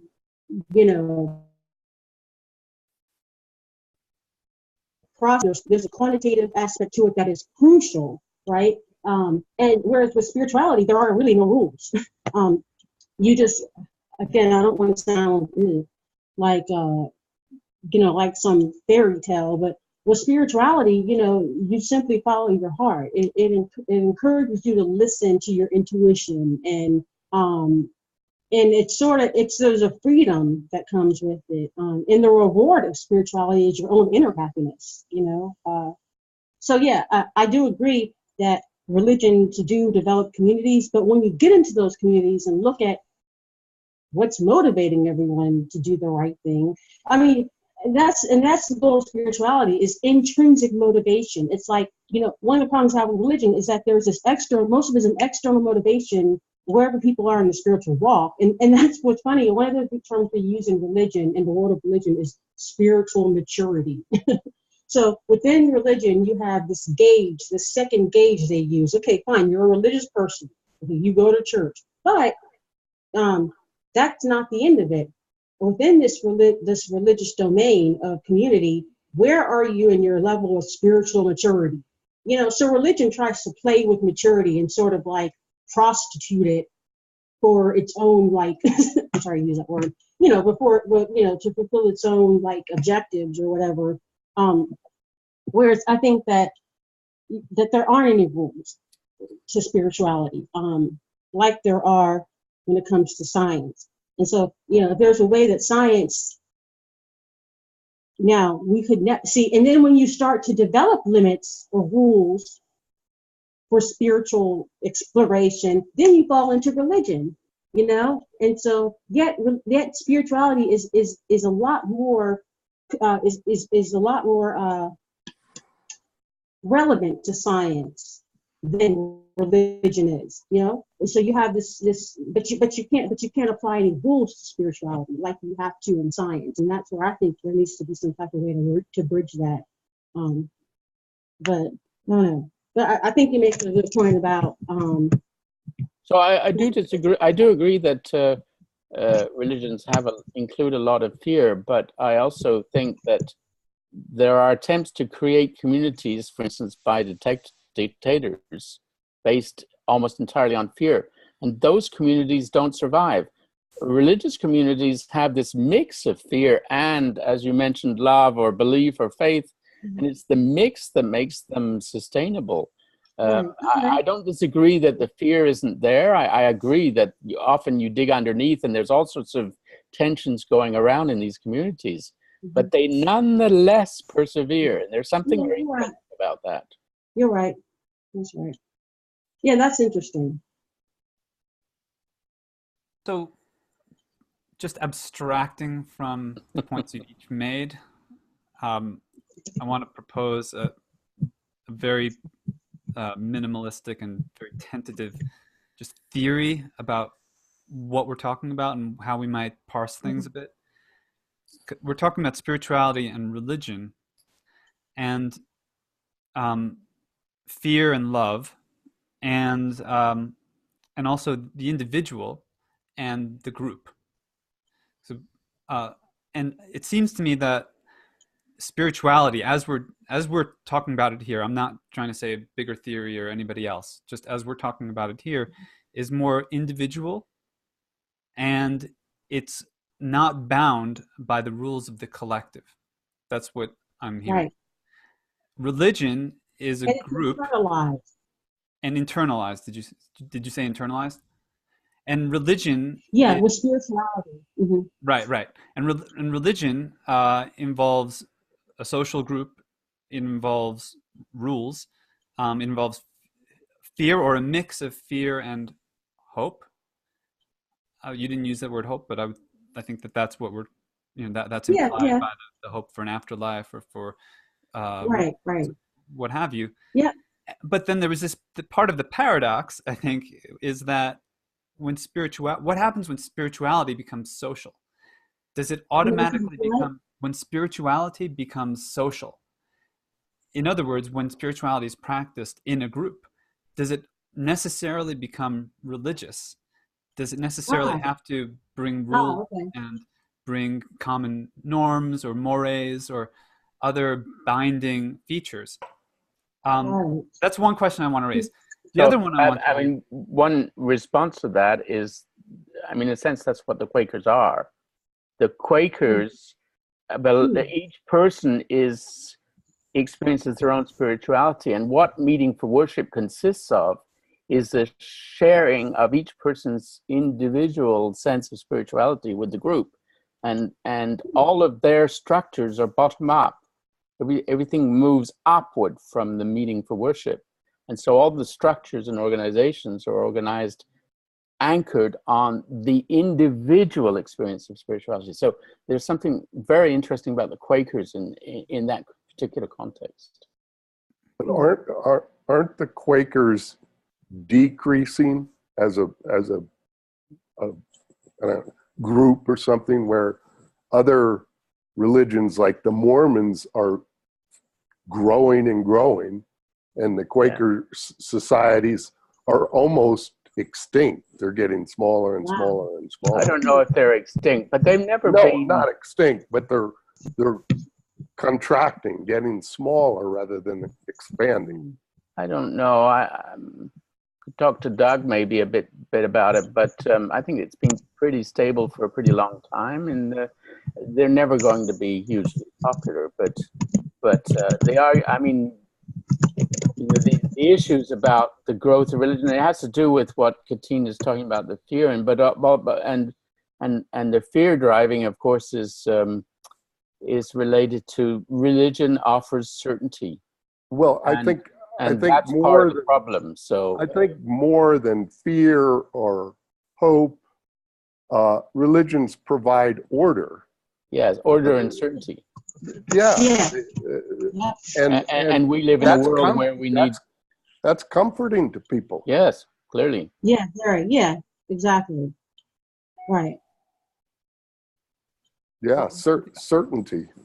And we live in a world where uncertainty is on the rise, so there's a tendency for people to withdraw into enclaves where there's a certain amount of certainty.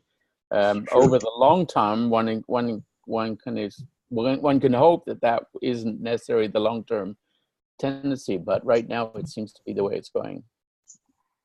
Yeah, that's a really good point. That religion does offer incredible certainty for here and the hereafter. And how do you compete with that? I mean, it's like, but I still think that we need to get rid of the term, and we need to start using the terminology of spirituality more. Yes, what I heard Marco saying when he was starting to summarize was, what's interesting is, even though religion is incompatible with science and spirituality is more compatible with science, the fundamental aspect of science that gives it its credibility is the idea of using of order, of rules, of data, of quantitative analysis. And religion, being a vehicle of order, would seem to be more compatible with science. Yet when you put them together, it's like a nuclear holocaust. They both sides sort of like, they destroy each other. Yet spirituality, even though it's seemingly more consistent with science, because of the exploration,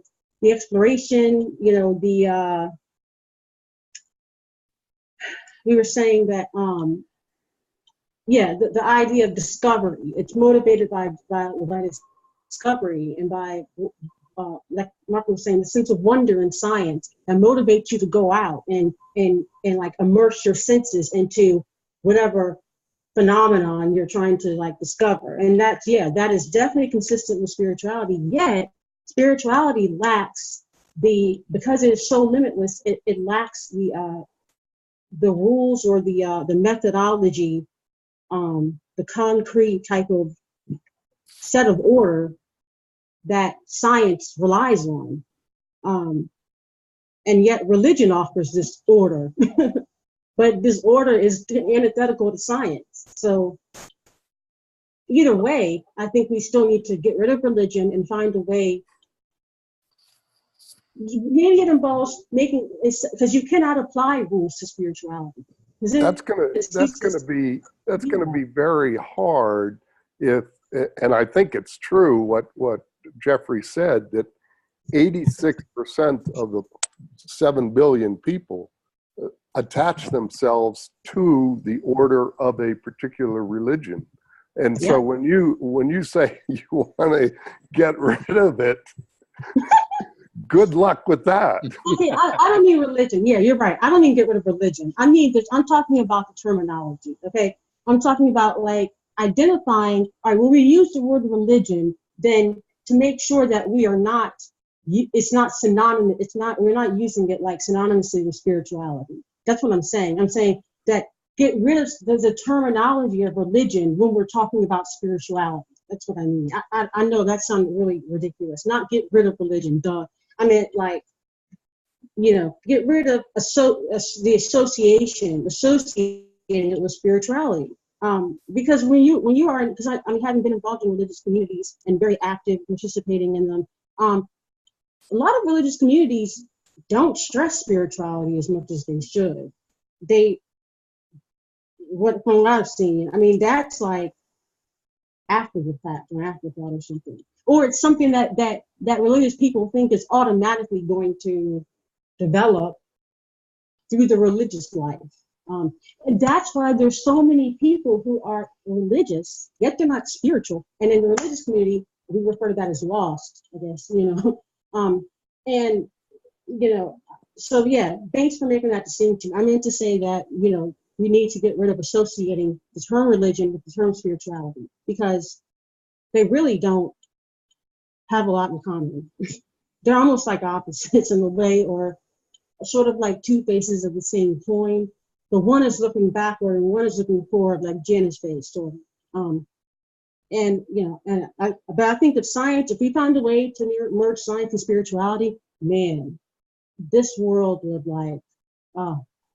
it would set us on another plane. We would probably discover new dimensions and be able to harness energy from. I mean, that's the kind of stuff that Octavia Butler, I think, is getting at with her Earth Seed and her Parable of the Talents, where it looks like in Parable of the Talents they eventually achieve that.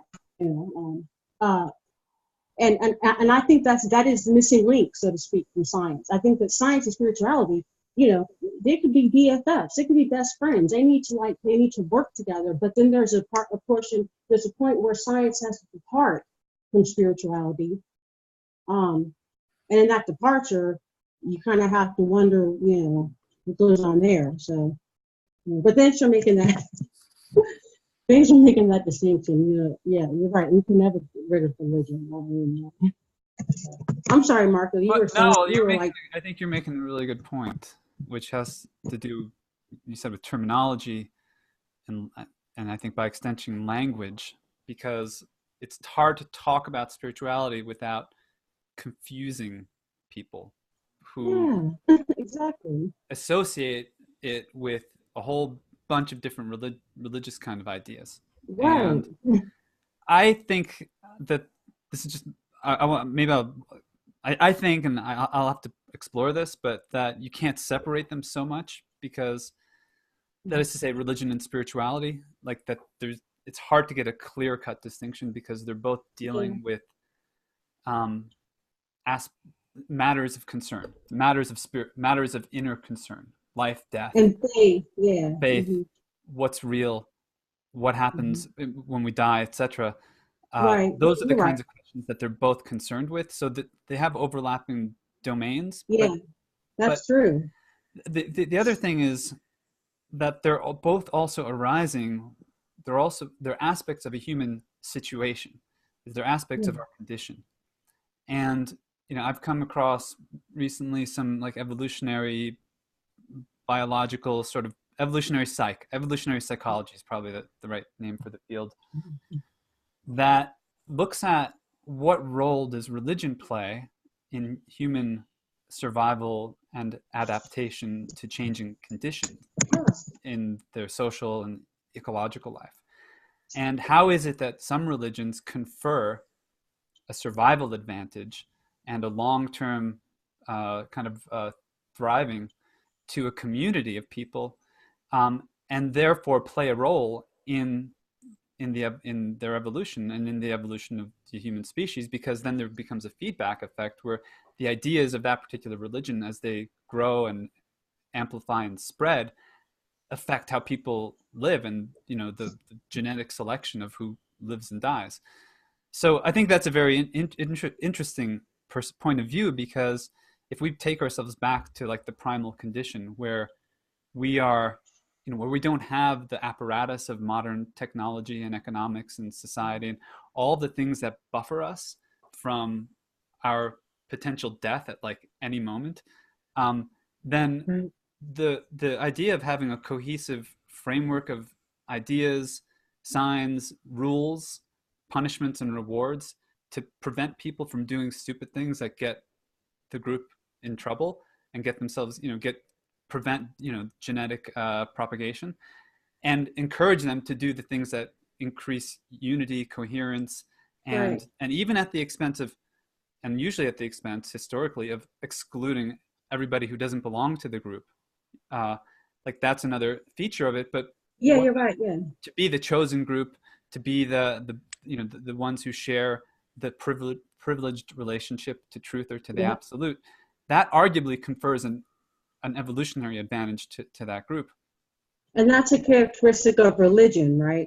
That's correct. What you just described. Correct. It's very exclusivist too. That goes back to what Geoffrey was saying. Yeah, it is interesting. There is some value in looking at religion. And you're right, Marco. You can't separate religion and spirituality, unfortunately. But there needs to be some way to better define the two and to look at how they overlap, and then look at just like same thing with science. There's a point of departure from spirituality with science, which has to do with, because spirituality can't be bound by the same rules that scientific inquiry has to sort of subscribe to. But religion has a point of departure from spirituality also, though they overlap and they have a lot of things. They're intertwined in a lot of ways. Yeah, you can't ever separate them. But there is a point of departure with spirituality and religion. So I wanted to bring it back to my second 20-year plan, since I was careful when I made the statement not to put religion into the statement. So let me reread the statement, because you were out anyway. So extend the art-science integration effort to include a greater spiritual grounding in whatever form that might take. Find a way to counter the allergic reaction in science circles to tackling issues of spirit. So that's my second 20-year plan. And it doesn't mention religion, even though in my own writing on the science fiction epic, religion comes up all over the place. But the focus is on the spirituality. And obviously, as Marco has said, it's linked to the religion. But my focus is not so much on religion, but on spirituality. And I like the way itself is, I like the way you describe it as a discovery. I think that's very good. To bring it back to Wilbur and integral theory, his latest paper that he wrote about the post-truth world, and he talked about how things have fallen apart because this idea that that truth is relative and an interpretation, and if everybody's interpretation reality is true, then that collapses into nihilism and you've got chaos. And I think he was right on that. That's what's sort of happening with this global interconnected community. There's this idea that, oh, what anybody says is true, and they all have their own personal reality, and there are no rules, and then it just everything falls apart. I don't quite agree with that, but I do. and I haven't read Wilbur either. So when you say bring it back to Wilbur, for me that's a non sequitur. Well, that's just that. I brought that's up what you're doing when you beauty, all that. Yeah, But I don't ways think of because knowing. truth has a certain relative aspect, which I think is true. I don't think just because truth can vary from one individual to another or one context to another, it does not mean there is no common truth. And you know, that it's just anything goes regardless of who says what. I don't think the one implies the other. You're sort of saying it's all or nothing. Either there's one absolute truth or there's just no absolute truth and everything is individual. I don't think so. I think there's a middle ground there. Well, I agree with what are you Mark? Yes. I'm not really before. I'm sorry. I'm Katina. You're Mark Ward, sir? Mark Edward, right? You said. Mark Edward Jabbour. Oh, I'm sorry, Edward. Okay, Yes. I'm sorry, Mr. Jabbour. I agree with what you said. Without Wilbur, whoever he is. Sorry, I respect that that's what the source you're using, but no, I agree with you that we are living in a world of you're right. You have postmodernism, and now I do believe we are in a post-truth society where everything has become relative, and you know, all the modern philosophers and ancient philosophers warned about this, you know, when they were philosophizing. And because what you have is like when basically a truth erupts from whatever idea or feeling or emotion any individual has, then you have to respect that truth. But yet my truth may not be, you know, what it is it's a rejection of absolutism just in general. That's the legacy that the postmodernists left, was a rejection of absolutism.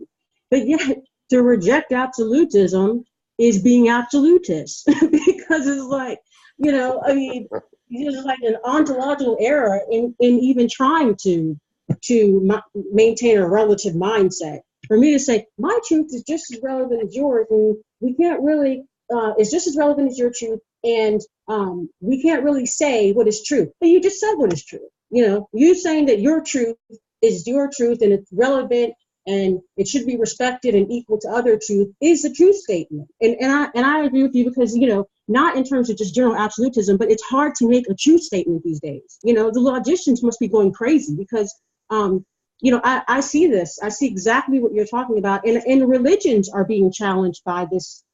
But I think religion should be challenged in any way possible. But yeah, they're being challenged by this too, by this relativistic. You know, I also agree with Geoffrey. I do believe that it's possible to have, because see, the truth, you don't think that when you talk about the truth and absolutism that it's limiting, but it's not. It's just saying, like Geoffrey said, that, you know, that there's something universal and everlasting about the truth, where it never loses relevance, okay?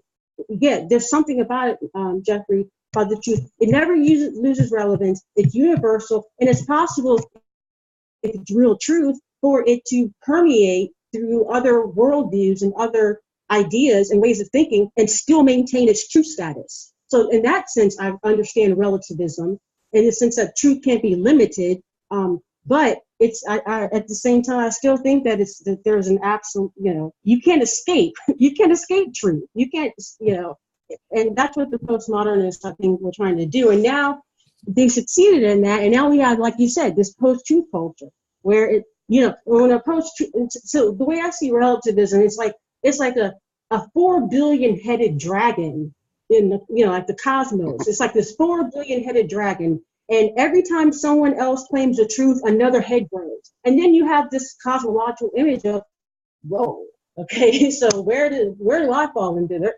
and that's where I just think the relativism is kind of, I don't know. I don't think that's the direction to go in, but I agree with you. I've never read Wilbur, but I'm going to read him now. So, All right. yeah. So Sorry. no. So I want to just, I think when we talk about a post-truth world, there's at least two ways of taking that. One is saying that there really is, like, that the world is correct, that's what reality is. Reality is post-truth. The other interpretation is that's what our culture, society, historical moment, that's how it's constructing its relationship to reality. But Right. that from a philosophical or spiritual point of view, we could see through that, or we could make better sense than what is the case, what appears to be the case currently. Just a word on Wilbur. So Wilbur is an integral philosopher, or he's associated, Okay. he calls himself an integral philosopher. I have studied with him in the past. I'm not Wow. associated with him anymore, but he drew on the work of Gebser, Aurobindo, Desjardins, various others, and sort of created his own summary of their philosophies, and he calls it integral. He has his own, like, trademarked framework, called all quadrants, all levels, all lines. Anyway, you could learn about him, but he did write this book called The Religion of Tomorrow, and a vision for the future of the great traditions. In his view, religions are a positive aspect of human evolution, and that there are expressions of them that are ethnocentric or exclusionary, but there are also potential expressions of them that are more universal and more spiritual. And he has this metaphor. I don't particularly like the metaphor that much, but he calls it a conveyor belt. And the idea is that religions can help people grow up, develop more spiritual maturity through introducing them at a young age or in young levels of psychological development to more rules and roles to play. But then as they grow, expanding perspectives and including more philosophical and then more spiritual ways of relating to reality. So that's his view. He's another author, and I think that it's relevant because what I'm curious, the paradox of spirituality in a social setting is that it's hard to have society without order. Yeah. And so how do you have an orderly society without reifying it into these pre-packaged ideological constructs, which are what religions usually offer? That's like the question. That's like my research question, is how would you keep, because here's one. I think one of the other differences between spirituality and religion is that spirituality deals with living truth, and religion codifies that truth into dogmas, rules, prohibitions, etc. Yeah. But the spiritual perspective is beyond the mental. So it's beyond the codification. It's a living relationship with what is alive and real and true right now. Yeah. And so how do you have that and order at the same time? Like what kind of order do you have to have that doesn't kill the spirit? I'll tell you. Tell me. No, I was going to say, the kind of order that you have, and this is the goal of religion, well, I know the goal of Christianity is to internalize the law, okay? So the goal, and I know it sounds, of the utopian goal of a religion or Christianity, or I'd say this is maybe a pattern that's characteristic universally about religions, is that their goal in terms of establishing order is not for the order to come externally, but for it to be internalized. That's why Christianity always talks about the kingdom of God being inside of you and all of this stuff, because the idea was that, you approach religion and through your spiritual maturity, you have achieved spiritual maturity when the law is internalized and you have an intrinsic motive to act in a way that promotes order. not because you are afraid of it from some outside consequence, but you've internalized the consequence. You know, maybe your own conscience becomes the becomes sort of like the barrier between right action and wrong action. And so yeah, it's like an internalized righteousness in a sense. That's what religion. That was the goal of religion, and it had to be achieved through spirituality. So I think that's the way that you would establish order. Is you gotta get people to internalize that, and that, like you said, and that's one of the characteristics of spirituality. It's internal, and in a way, religion being more external, it's like they're using external resources to try to get people to internalize, the law or their doctrine, and that's, I don't know how that's going to work, but I know that that's the goal of most religions. I mean, does that make sense? Like, because when you ask about order, how do you establish order in a society? Well, we know that there are many ways you can establish order: brute force, democracy, education, all that kind of stuff that we try today all the time. But in terms of but when you can get someone to internalize their morality, so so that they want to do, they desire to do the right thing, apart from any kind of gain or loss, that's when you can achieve order, I think. But that's I don't know. I think that's the goal. That's ultimately how they wanted to achieve order.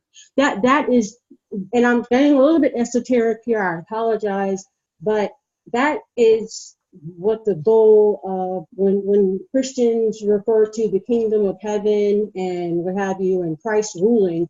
Well, the idea behind that is that Christ really doesn't have to rule. He'll be present because people will have the law. They'll have an intrinsic motivation to do the right thing. Righteousness will be like internal.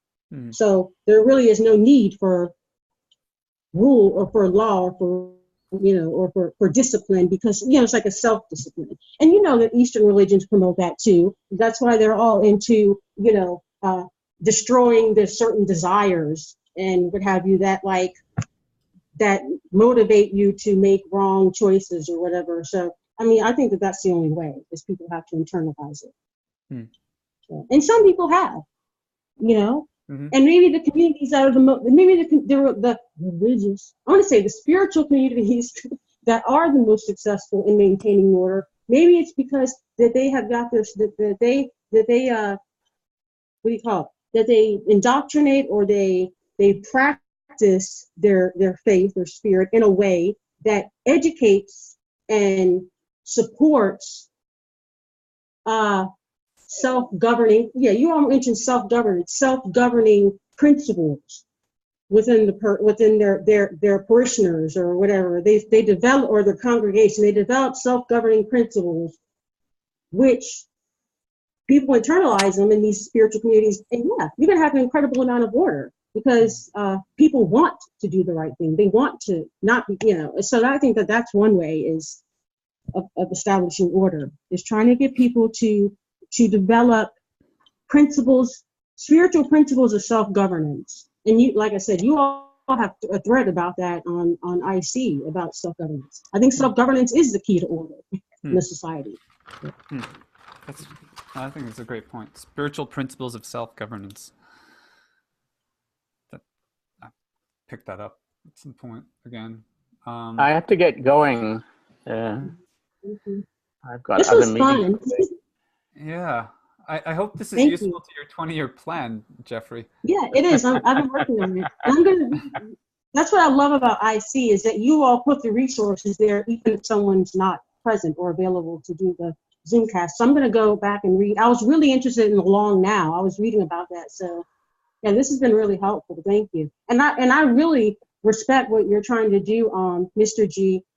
I think that would be, if that's one of your visions, wow. If you can get science and spirituality to develop a loving relationship, and that would be, man, that would set us off in a whole new direction in terms of, the evolution of human consciousness and what we can achieve. I think that's a wonderful, wonderful goal. So I support that. All right. Oh, sorry, Geoffrey. Go ahead. No, I was just going to say, I'll need lots of help. Yeah, I can imagine.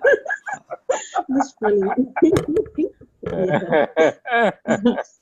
Well, you've got my book. I think Geoffrey, one of the things that stood out to me was of your list of things, your second year plan, or second 20-year plan, but it was also in your first 20-year plan, is find like-minded individuals. And that's really difficult for a person like myself. You found one. That's a very hard thing to do. 1, 2, Well, 3. it's a case of talking with as many people as you can and then jumping on opportunities as they present themselves. And that's all I did. Yeah, and not getting too angry. Yeah. Well, there is that too. Yeah. Jump on opportunities when you see an opportunity to unify. That's what I love to listen for. I'm not listening for points to disagree with. I'm listening for points to agree. Yeah, I get. So finding cohesion and instead of looking for an argument or a dispute, I focus on things that we have in common. And then that's what I zone in on, with like-minded people. So, yeah. Well, thank you. You have my support, Geoffrey. I think it's great. But thank you. I'm going to go because I have to log on to work now. But thank you so much. This has been great, and I can't wait to meet with you guys tomorrow if you're going to be there. Yes, yeah, definitely. That's at 12 p.m. Eastern time, correct? Right, Geoffrey? exactly. Okay. Yes, that's right. The time was wrong on the post. Oh, okay. But Doug corrected. No, it was right. It was right? Thank you. Okay. It was wrong for me. Yeah. But Doug corrected it. It should be 12 tomorrow. Okay. All right, well, you all enjoy the rest of your day. You too, See Katina. you later. You too, Mark. Yep. See you tomorrow. Bye-bye. Bye-bye. Nice meeting you all. Bye-bye.